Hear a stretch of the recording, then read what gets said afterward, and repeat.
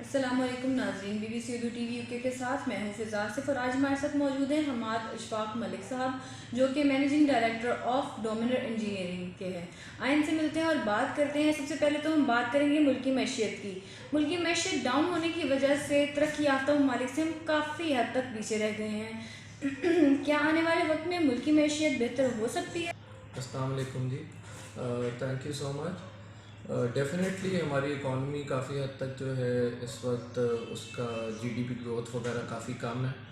But वो obvious था जब आपकी एक बिगड़ी हुई पॉलिसीज़ को आप सुधारने की कोशिश करते हैं, करप्शन को कर्ब करने की कोशिश करते हैं, उसके अलावा बाकी जो आपकी इंपोर्ट बेस्ड इकॉनमी है उसको रेक्टिफाई करने की कोशिश करते हैं, तो एक जो है उसमें ठहराव आ जाता है।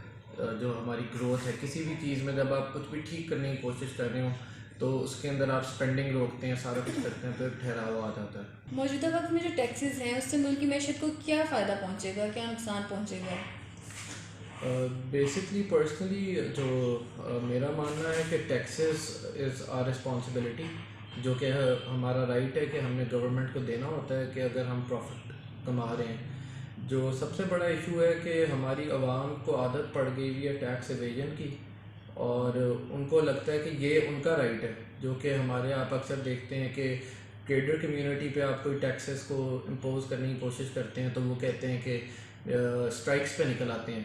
ये पाक दुनिया में मैंने पहली जगह देखा है कि स्ट्राइक होती है गलत चीज़ को सपोर्ट करने के लिए, कि भाई स्ट्राइक किस लिए हो रही है कि हमने टैक्स नहीं देना, which is very alarming for us के टैक्स देना हमारा राइट है।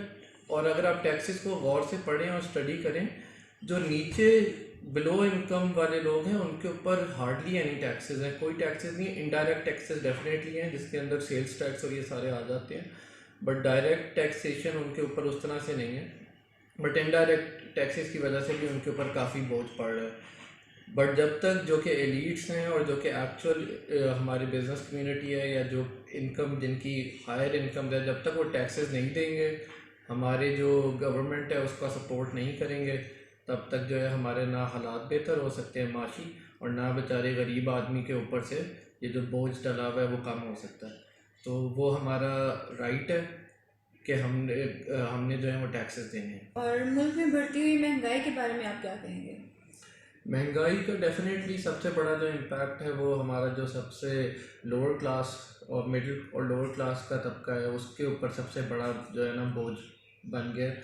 जो कि आपकी एलीट है या हायर क्लास है, ठीक है, उनके प्रॉफिट्स भी कम हो गए हैं या जो भी है, बट स्टिल वो उतनी उनका लाइफस्टाइल उस तरह से इफेक्ट नहीं हुआ। मेजर जो हमारे बेचारे गरीब अवाम है उनके लिए सबसे बड़े जो है ना मुश्किल का सामना हो रहा है कि रोज़ की चीज़ें जो हैं वो महंगाई की तरफ बढ़ती जा रही हैं, बढ़ती जा रही हैं। और ये तो और उनकी जो हमारी जॉब्स उनकी कम हो रही हैं और सैलरीज उस हिसाब से नहीं बढ़ रही, तो सबसे ज़्यादा वो परेशान है। कि जानते हैं कि कश्मीर बनेगा पाकिस्तान का नारा तो हमारे पाकिस्तान में बहुत हर तरफ ही लग रहा है और सभी कह रहे हैं कि हमने कश्मीर को पाकिस्तान बना के ही रहना है। तो क्या आपको लगता है कि मौजूदा वक्त की जो हुकूमत है उनकी कोशिशों से वाकई ही पाकिस्तान बन जाएगा कश्मीर? देखिए, इसमें ना तो हम सफ़र कर रहे हैं ना तो इंडिया सफ़र कर रहा है। जो सफ़र कर रहे हैं वो तो बेचारे कश्मीरीज कर रहे हैं, और ये उनका राइट है कि जो वो चाहते हैं उसकी बेस पे उनकी आगे फर्दर जो है डिसीजन हो, जो कि यूएन में भी किया गया था कि रेफरेंडम के तहत वो डिसाइड करें। बट अभी तक जो है उसके ऊपर कोई वर्किंग नहीं हो सकी। तो आपको नहीं लगता कि कश्मीर को अगर कश्मीर ही बना दिया जाए, पाकिस्तान ना भी बनाया जाए, तो क्या ज़्यादा बेहतर नहीं होगा? दिस अगेन डिपेंड्स ऑन कि कश्मीरीज क्या चाहते हैं, वो तो क्योंकि यही चाहते हैं कि कश्मीर को कश्मीर ही बना दें।